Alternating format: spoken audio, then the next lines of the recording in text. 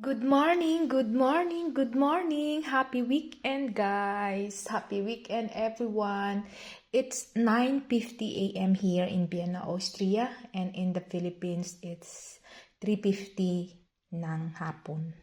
So, ngayon guys, grabe kasi guys, hindi ako nakatulog kagabi. Grabe, ang panuhot ko guys, parang punong-puno ng hangin ang tiyan ko.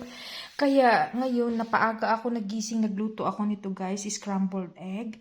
Tapos yun, binili ko na bangus daing sa Asia Shop. Tapos yung sausawan. So, eto guys, napaaga ang breakfast ko guys. Actually, hindi talaga kami nagbe-breakfast. Kaya lang, iba talaga yung pakiramdam ko sa tiyan ko, guys. Gusto kong malagyan ng kanin. So, eto, guys. And of course, rice is life. So, eto, guys, ang bangus na daing. Yan. Eto yung aming almusal for today. Baboos! Happy weekend!